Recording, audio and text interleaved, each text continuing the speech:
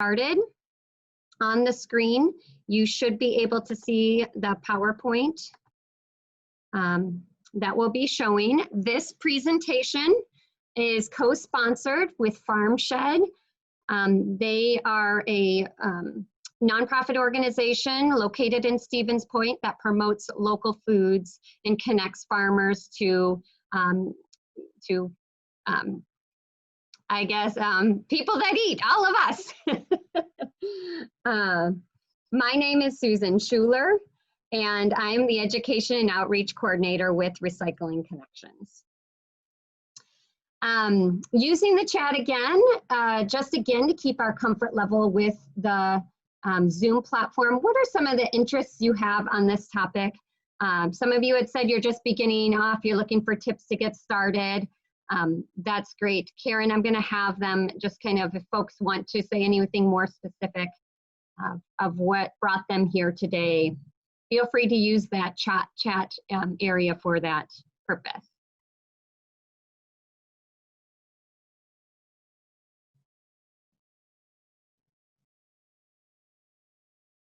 And Karen, I actually can't see the chat box, so I'll have you just monitor that throughout.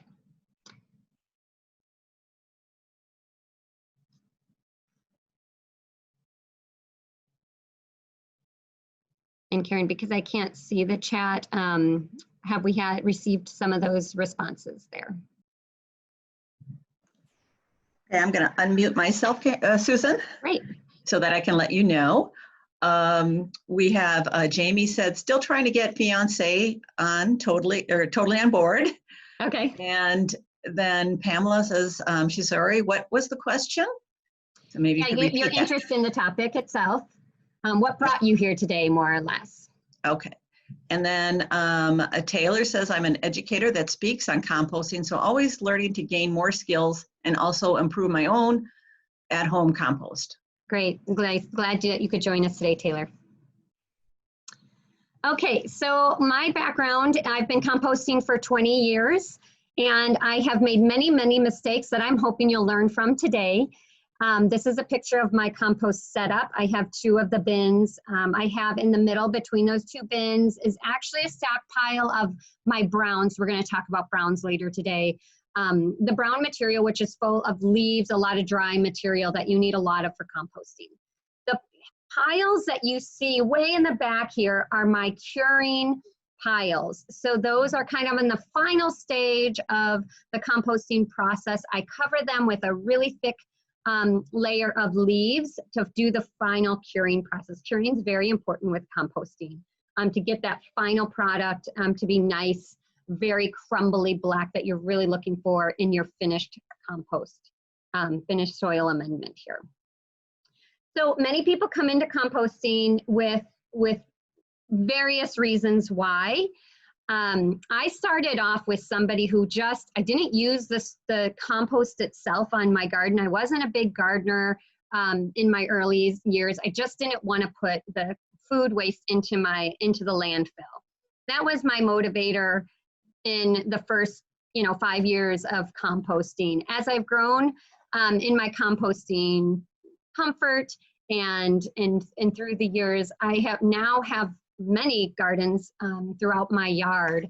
I live in Stevens Point. I'm living in a town, but I have several pollinator little gardens. I have food garden as well, actually a pretty large garden itself. And now I'm looking to not purchase compost every year to add to my gardens. And so I'm getting to the point where I don't even need to purchase compost to add to my food plots, which is really important to me. So I also wanted to share the Institute for Local Self-Reliance has found a lot of opportunity for food waste reduction for a whole community.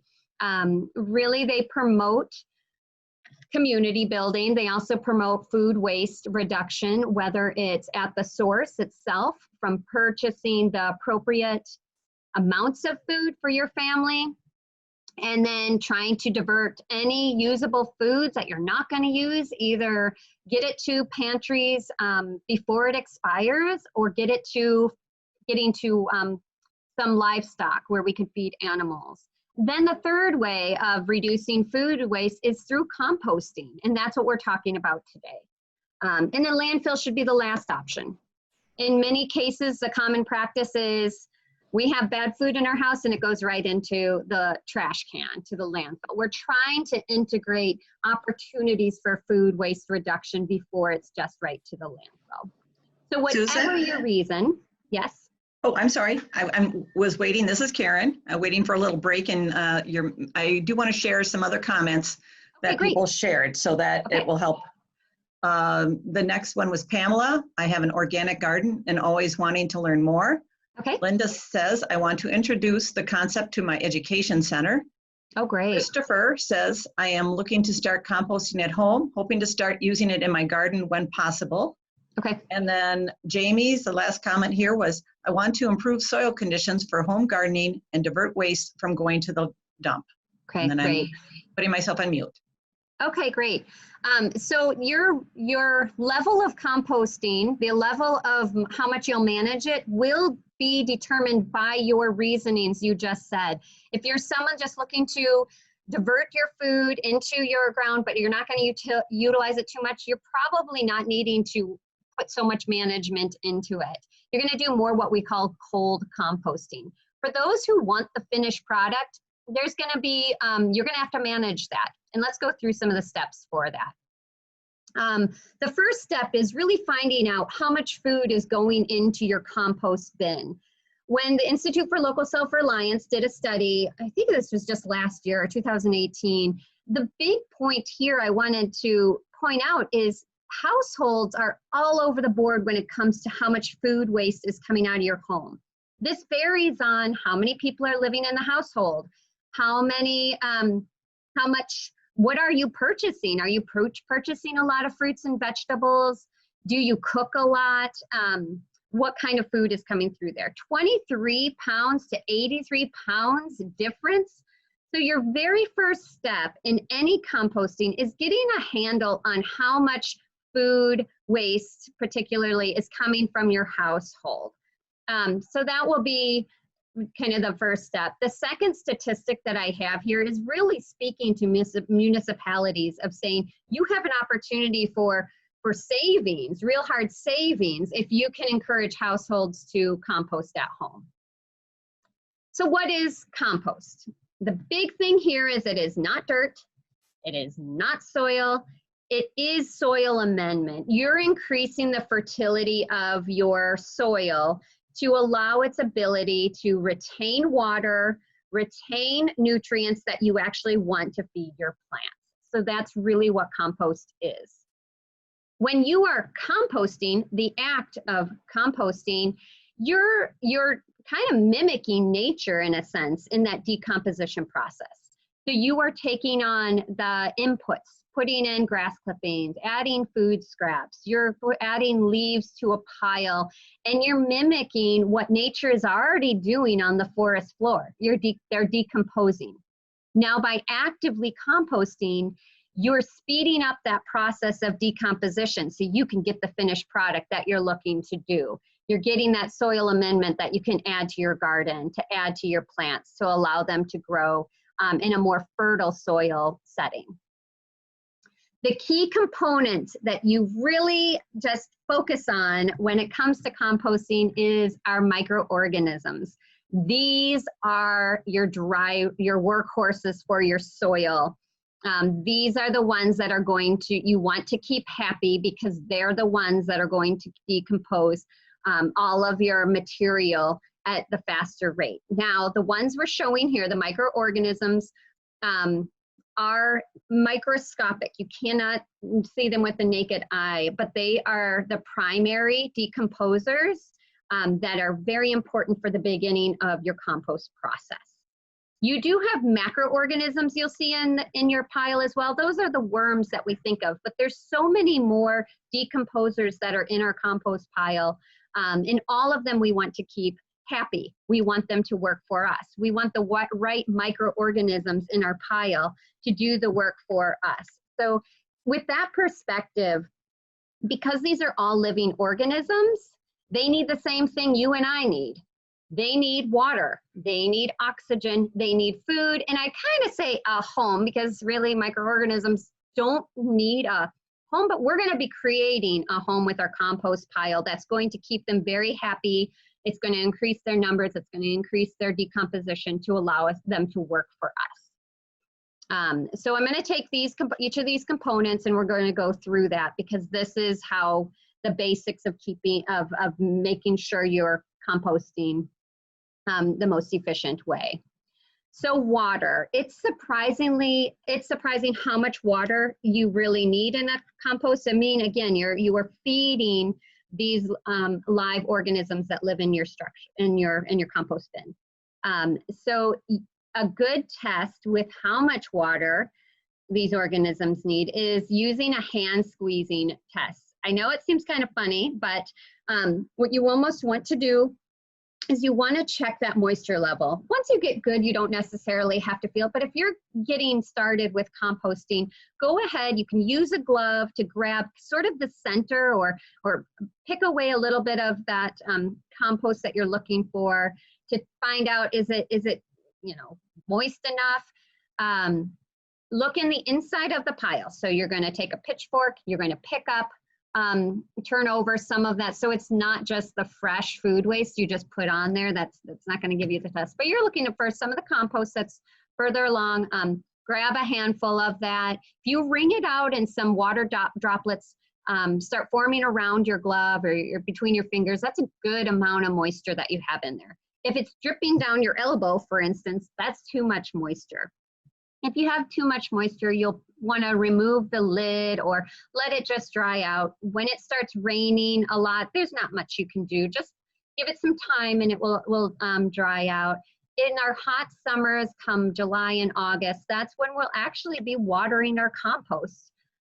Yes, you may need to water your compost at some point just to make sure those decomposers are continuing to work for you during those hot days. That's water. Oxygen. Now we know there are decomposers both that love oxygen, but there's also decomposers that thrive when there's not a lot of oxygen.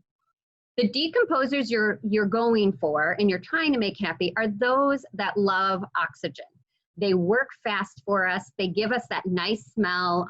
That earthy smell is what you should be smelling from the aerobic decomposers. The anaerobic decomposers I have encountered before in my compost bin. They don't like oxygen. They work very slow and they produce a really sulfur, foul smelling. My compost has gone anaerobic on me before, and all that is an indicator of is I'm not making my anaerobic decomposers happy. So it's allowing those other, or those aerobic decomposers, they're not happy. So the anaerobic decomposers, I needed to shift the components in my compost in order to go back to an aerobic system. It doesn't mean you've killed everything, you just made a mistake, and you can troubleshoot by changing up the components of the pile. How do we do that? What do I mean by components? The components are the food. There's nitrogen that you need to incorporate into your pile. This is your food scraps. These are your, even your coffee grounds, kind of the fresh materials you're putting in. Green grass, not dried out, but the green grass you're putting in. These are going to be food for your compost pile and that you need to feed your pile with. I want to add, you can put tea bags in your pile as well, is just fine. You might want to just remove that staple on them, but the string and the little piece of paper on there is not gonna hurt that. The other component are your dries. We call them browns sometimes. These are your strong carbon sources. You actually need 2 to 3 times more carbon source, dry material, than you need than the nitrogen or the carbon or the fresh greens. So, and that's by volume. So every time you add some nitrogen, some of that fresh material, the food scraps, always add or have some carbon available to put on top of that.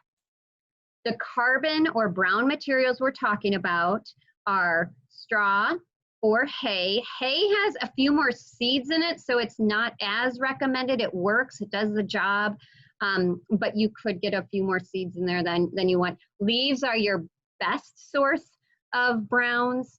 I even ask neighbors if I can take some of their leaves so I can have a stockpile all year round.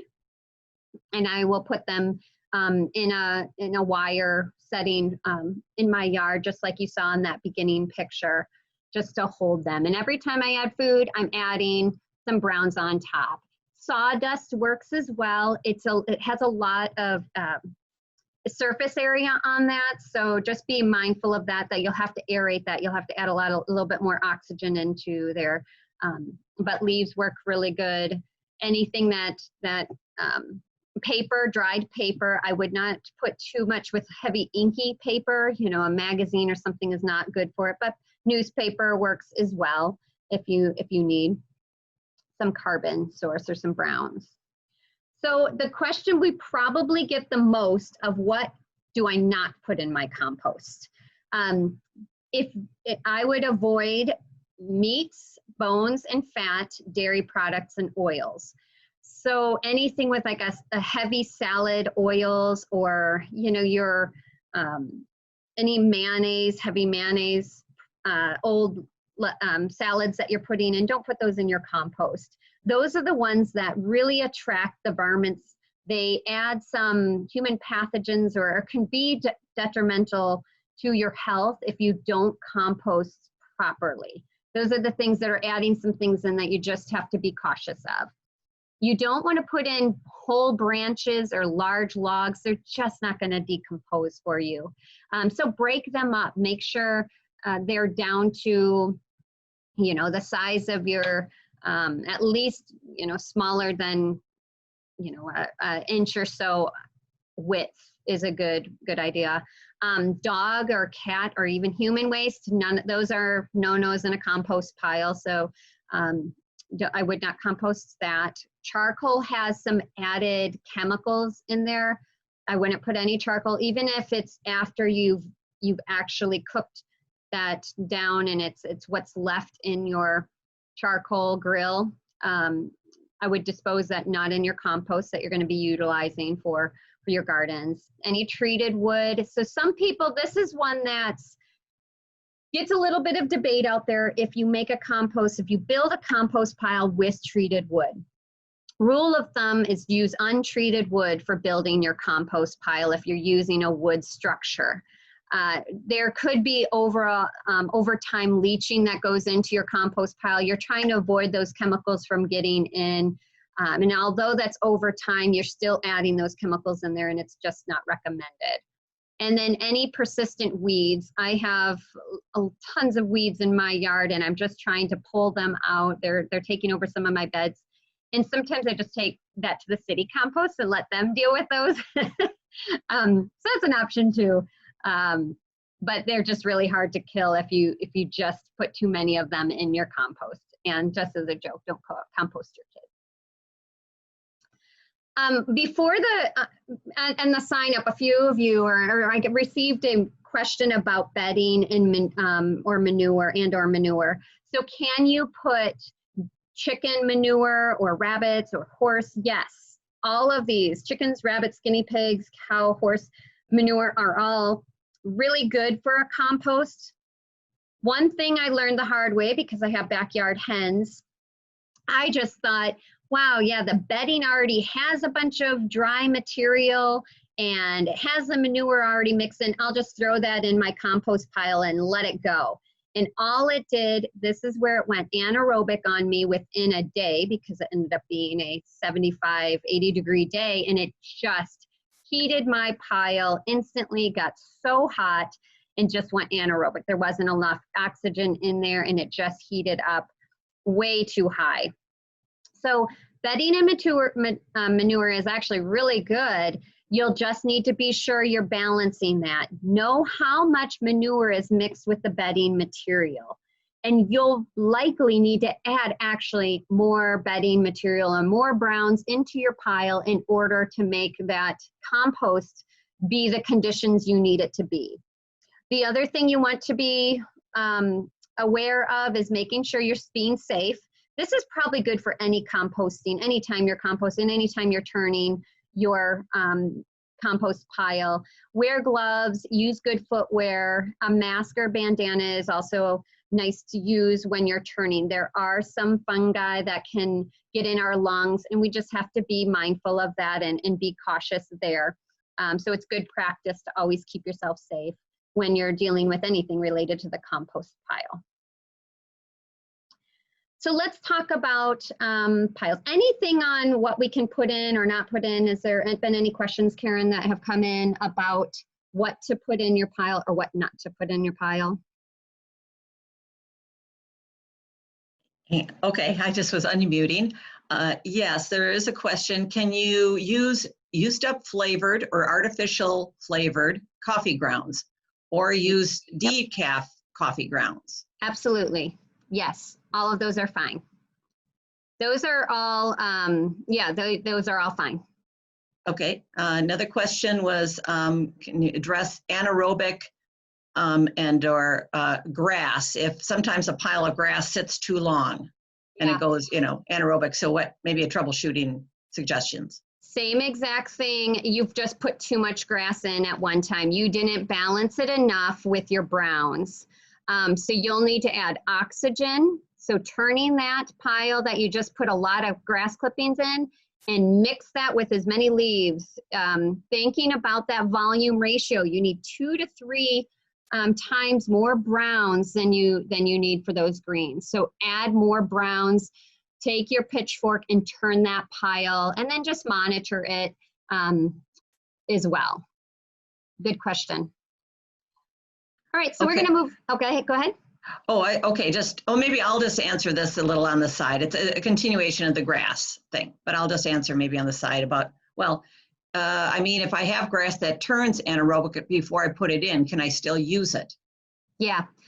Yeah, I mean, I do. I would just be mixing it. It's the same thing that happened in my pile as well. I got it, it went into an anaerobic system. So I took my bin apart.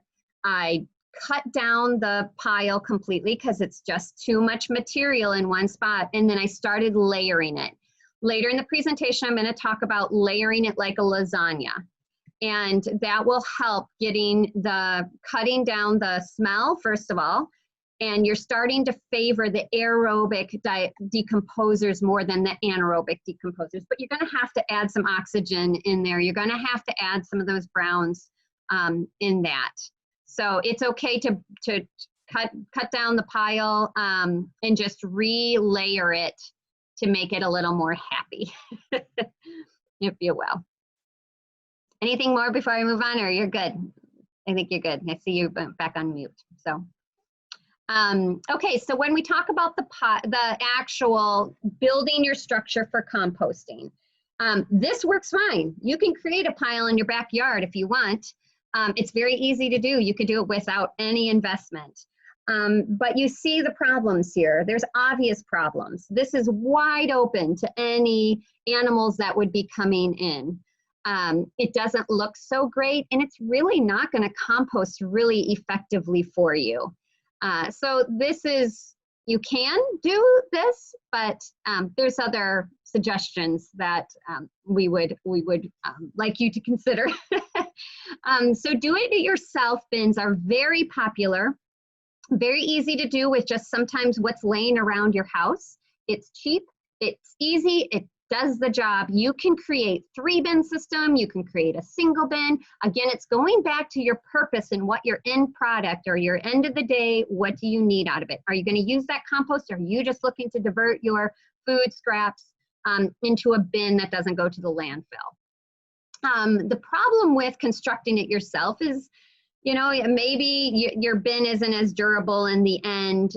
You're going to be doing some fixing on it, some updates to it, probably every year, depending on how well you construct it. Some of them work great and they last a very long time and can be great. It's just going to take a little bit more time for you to construct that. There are so many different suggestions online for how to build your compost bin. If you're looking to create one where you're going to get a final finished product, then a 3-bin system is probably ideal for you. If you're looking you don't care if you actually get an end product, you just want to kind of divert your food waste, a 1-bin system is probably fine for you. Again, you need to know how much food waste you're putting into that bin, how much material that's going to be ongoing. It's very important to know that up front before you even get started. And before you even start building that bin, have an idea of how much material you're looking to manage. This is the other option, is purchasing a bin. It makes it very easy. They're durable. My bin's been around for 15 years and it's still going very strong. It looks nice. Some of the cons is this is going to be your most expensive option. The investment is usually anywhere between $25 to well over $100 if you're going to go into the tumbler systems. Then when I say tumbler systems, I'm referring to the bin that you see right here. There's many, many different designs out there. This is just one example of what that is. It's a bin that you can easily turn. It's elevated off the ground for easy access.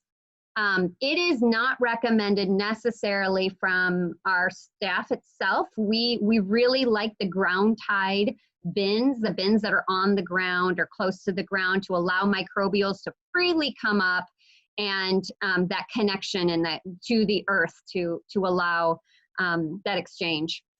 With one that's removed from the ground, you're going to just have to monitor it a little bit more, have a little bit more input, see what's in there.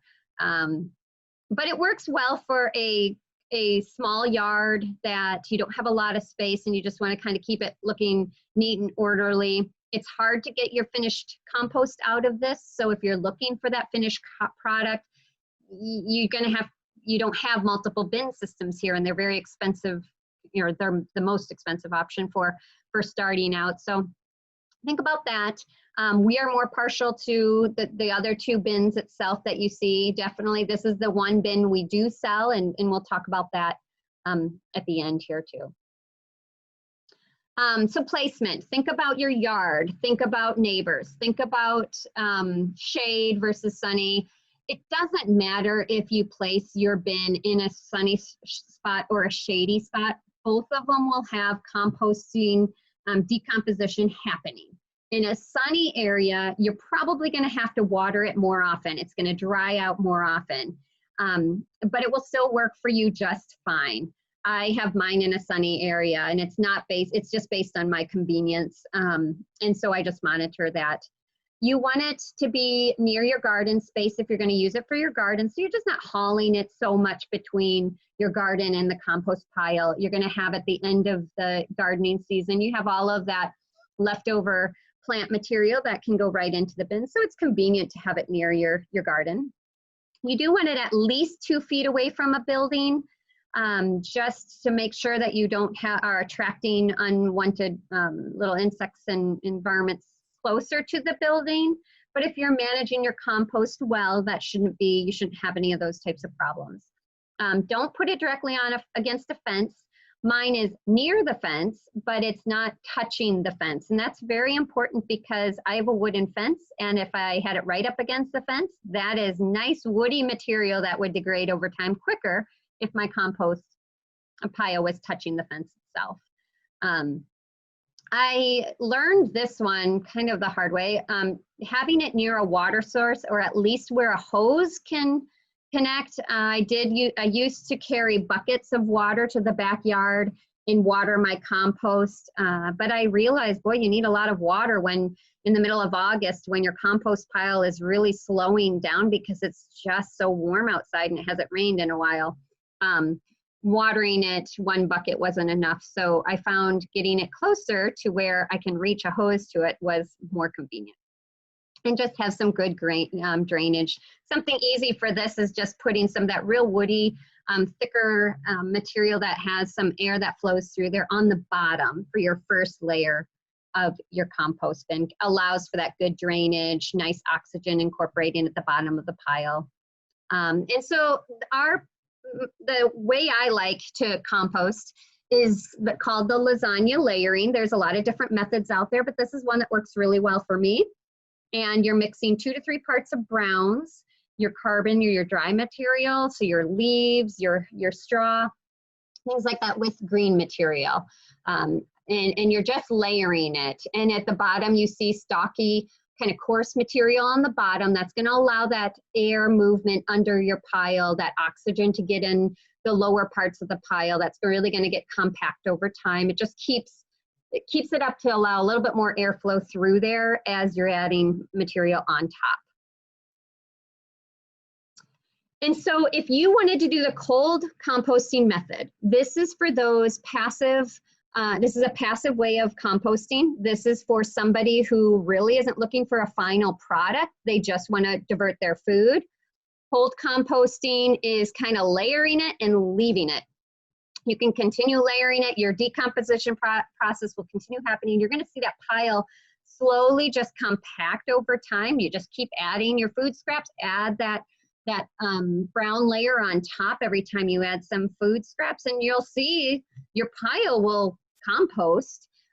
It's very low effort. You're not really doing a whole lot to water it or to turn it. You're just happy with that. It's slower. You're not going to have finished compost within maybe a year at the earliest, 3 years maybe.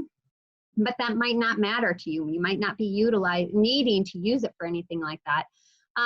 This cold composting process also means your temperatures in your pile may not be getting really high. So you could be getting some seeds that grow in there. When we see tomato plants growing in our compost or pumpkins, vines growing out of them, you're cold composting. You're not doing anything to really heat the pile up to get it to stop the germination of those seeds. But that's fine. Some people are just happy with that. They'll take those tomato plants out of their pile and grow them themselves.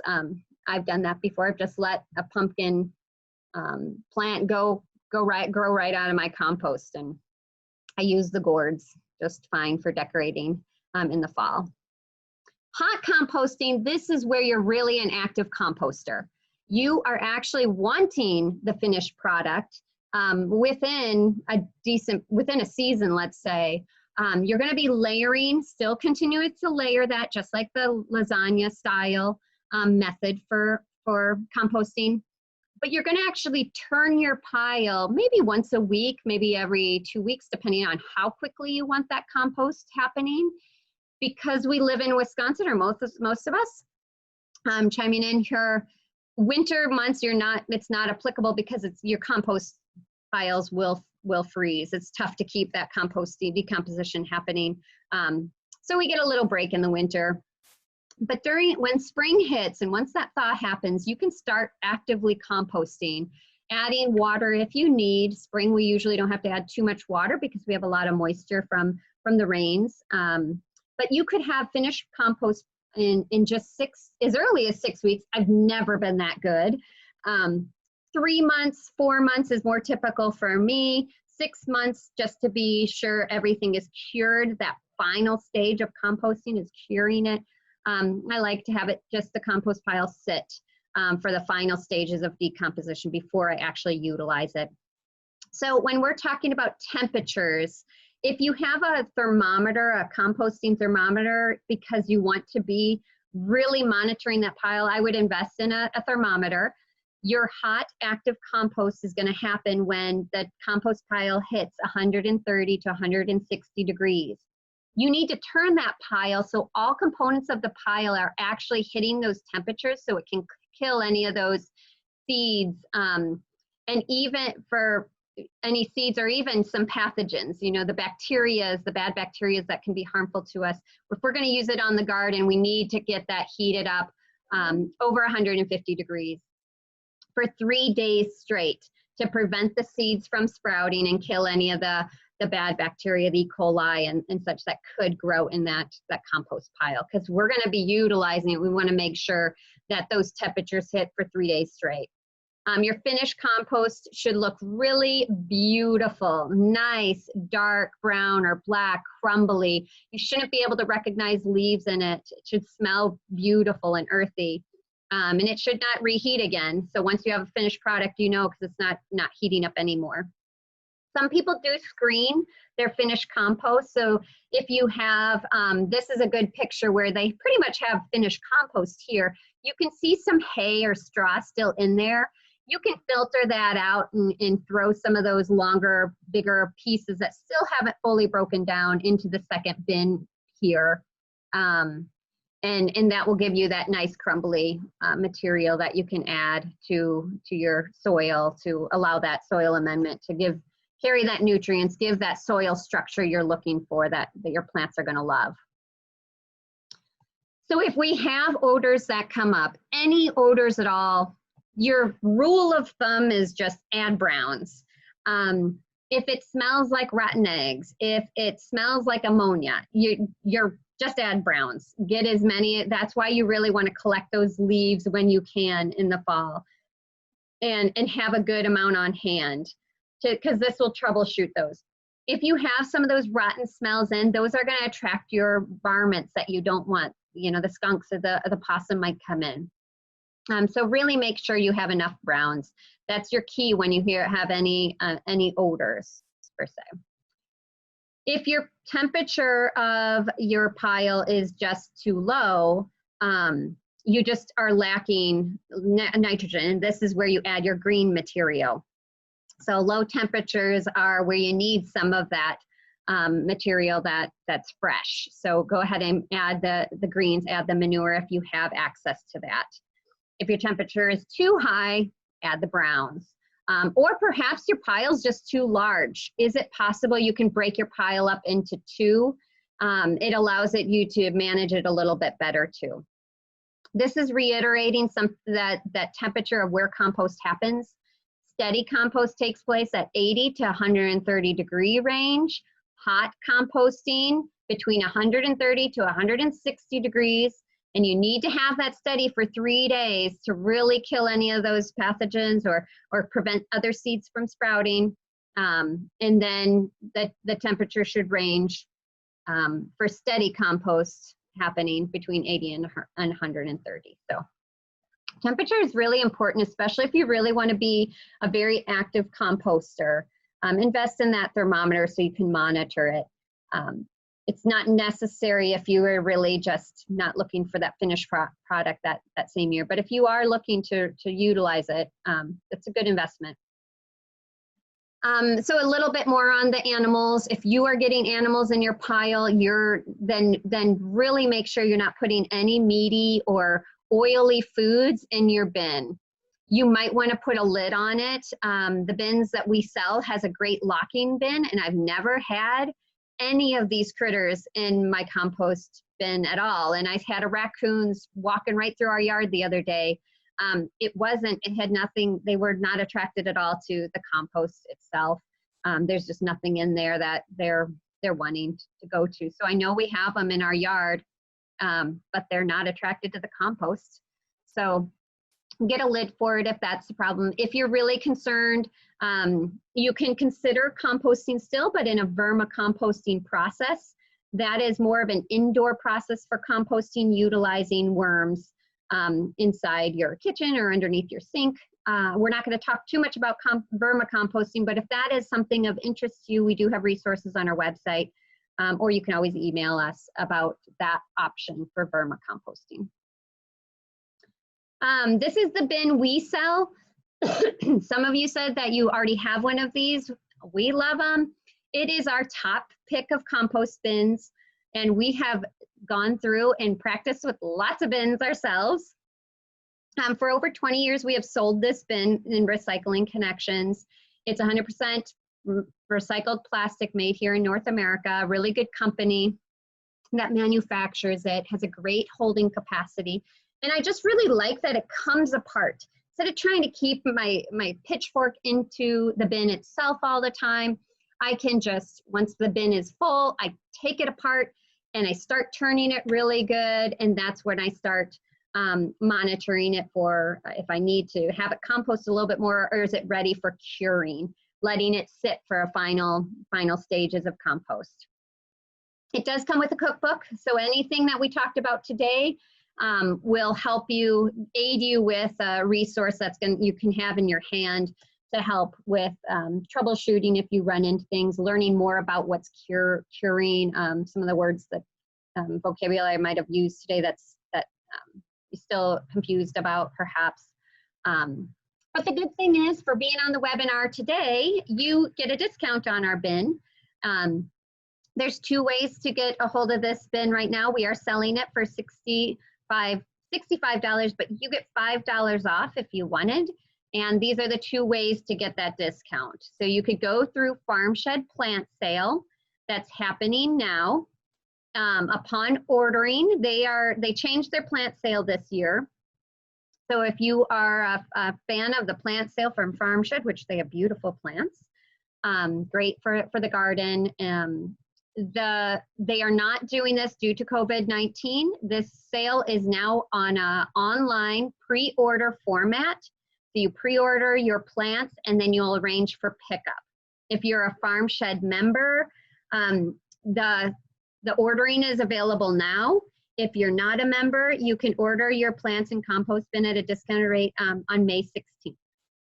The other option is to go to our website and order your bin, but please do not pay with a credit card upon ordering.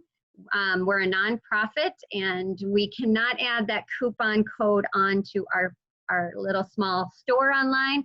So we ask that just select pay upon pickup. You can still pay for a credit card when you pick it up.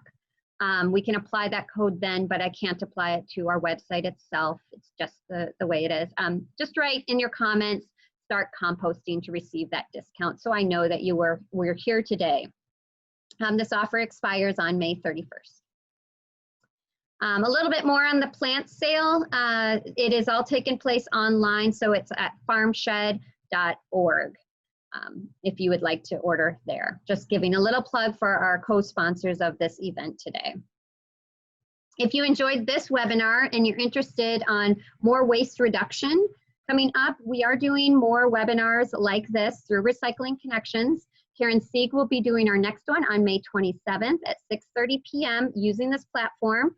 She's going to be talking about reducing confusion on packaging and foodware. So when we look at those labels of compostability of a cup, what does that really mean? Is it compostable in your community? Helping us read labels a little bit better and navigate sort of the confusion we get from when we walk up to the bin and we have an item and we say, is this recyclable here or not? She's going to help address some of the myths we have in how to recycle right that way. And then we also have another presentation coming up. I'll keep you posted on the date and time of that, but that's waste and recycling in Portage County. All right, at this point, I would like to just say thank you very much to Farm Shed for co-hosting this today. I'll take any additional questions that you might have. And being a nonprofit organization, if you liked what you heard today, we do accept donations online. There's a little donate button on our website if you care to kick us a little bit of donations today. But I really want to thank Karen for helping out as well. Karen, do we have questions that have come in? Okay, I have been chatting with folks, just letting you know there was originally, let's say, a question about ash, excuse me, from a fire pit. And I just shared that it's often difficult to deal with this. It's very dense, maybe not too much of it for a small backyard composting. Do you have any experiences with that, Susan, that you want to share? Yeah, I think ash it's the charcoal that's really from the manufactured charcoal is where I find more of the problem. The ash from the fire pit, if it's really building up so much that you want to, as long as you didn't put any chemical-like material in there. And make sure you're mixing it with browns. Again, just like you had kind of said, it does get dense. And if there's a high surface area on those small little particles, so it can be fine, but really mix it with some browns is what I would do for my bin. Okay, and other question that had let's say conversation about how to maybe decorate a bin so it looks better to suburban neighbors. I shared that buying getting a purchase bin in the first place helps it look more organized, and that's often what people don't like about compost. Yeah. There's so many do-it-yourself projects you can do too. If you make a bin out of wooden structure, that's easy to paint and keep nice if you wanted. Again, you're incorporating more of those paints that is close to your compost. So again, know your purpose for your compost. If you're going to use that finished product on your garden, you're really wanting it as natural as possible. The other positive with having those black bins or a dark color to your compost bin is it's helping with your decomposition process. Black attracts heat, and that really helps. So I know you might want to beautify that, but maybe you're looking for more orderly structure. There might be some bins out there. They're typically not, they're usually dark colors. They're usually not really bright colors for selling compost bins. But there are ways to make it pretty or make it orderly. All right. And Susan, some other questions that I'm just going to say that you can maybe address in general. We had questions about, for example, I'll give you about 3 questions here, because they're all somewhat related, but can we ship them? And I said, no, but there's other locations. So maybe you can go over a little bit about our group bin purchase program. Yeah. And, whether or not we go to locations to do presentations. And then the one other question was, does the bin for sale have a bottom? And maybe you can start with that and then go in more so about the bin sales that are around Wisconsin and even Minnesota. Yeah, so this bin is sold in Illinois, in Schaumburg, near Chicago area. It's also sold quite a lot in the Minneapolis area. And then in Wisconsin, we have, I believe, 10 sites. I have listed the contacts and locations for this bin throughout Wisconsin. If you wanted, in the chat, we can go ahead. You might want to tell me which exact location you're at, and we can see if we can get it to that exact location. Yeah, there's Burlington, Wisconsin, near Lake Geneva and Kenosha. But someone else did point out that they see, or maybe she already found the list of locations on our website. Okay, great. So she said thank you about that. Wonderful. Yeah, we don't ship the item. It's quite large. Just being a nonprofit, we're not really a retail store for this. We're just doing this as a recommendation because we think this is the best bin out there. It's really worked for so many years. We do try other bins, and there's not a bin that comes apart on the side to allow you to move it really easily. You have to pull up kind of the cone itself when you're ready to turn it. And it's just, we just really like this one. But it's not sold in stores either. So that is also something to consider. But hardware stores do have bins available to consider. Okay. Somebody asked if there is a bottom to the bin. No, there is not a bottom to the bin that allows that connection to the ground, to the earth. In fact, when I put my bin down, I'm actually breaking up some of the soil that I'm going to put it on. So I allow those microbials, add that oxygen in there so they can start coming into my compost bin to really make them happy. And for presentations, you asked about presentations. We can do these webinars for your education setting. If you are, depending on how far you are located, we could also come in and do a presentation, maybe when COVID-19 gets a little more under control. The webinar is always an option. We are here and can use this platform for connecting with your community, your educational facility. I've done some presentations for schools right now as they're under e-learning, so I'm happy to serve that way. If that's helpful. We can talk further if you want to send me an email specifically on that, what you're looking for, and we can try to address that as well. Someone asked about thermometers and pitchforks. So I use a regular pitchfork. It's not thick, but what I have been, some people really like those that have very pointed, narrow spikes, almost like a fork going into your bin. I don't have necessarily, just make sure you have one more or less. Karen, do you have a preferred pitchfork per se or thermometer? I will say this, that the pitchfork, I find an actual pitchfork is most effective for me. I've had people ask about using like shovels, for example, or there are also those, I don't know what they're, maybe like a hay pitchfork type thing where they're very 3 prongs and they're very, thicker kind of thing. Yeah. But to me, they're sort of smaller, like you can't get very much material on them. So I still prefer a pitchfork itself. And shovels are just, I mean, you could try it, but I just don't think it's as effective. Yeah, shovels, it's hard to get in there. You need it really to be a fork type structure. Yeah. And thermometers, it needs to be long enough to get into the middle of your pile. So you probably want a 2 or 3 foot thermometer for that, depending on how much material you have. Think about the pile you're creating and how long that thermometer prong needs to be to get to the center of, or probe to the center of that pile. Yeah, and on that related, yeah, you're going to want to purchase an actual composting thermometer. Right. And if you research those online, you can find a variety of places that carry those. They aren't that expensive. And so, yeah, you can find them. But again, you're going to be searching for a compost thermometer. Thanks. Okay. All right, thanks, Pamela, for giving a plug for our bin. Less expensive than some bins we've researched. Oh, thank you. We try to keep it affordable. Really, we're not looking to make a lot of money on our bins. We're a nonprofit organization, just offering this more as a service than actually going retail with it.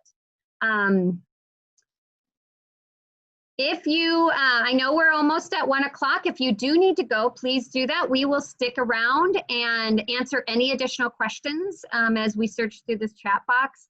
I wish you all the best with your composting. Thanks so much for your interest of being here today. This is so great. I love talking compost. Use us as a resource. We're here for you to answer any of those questions and help you be successful.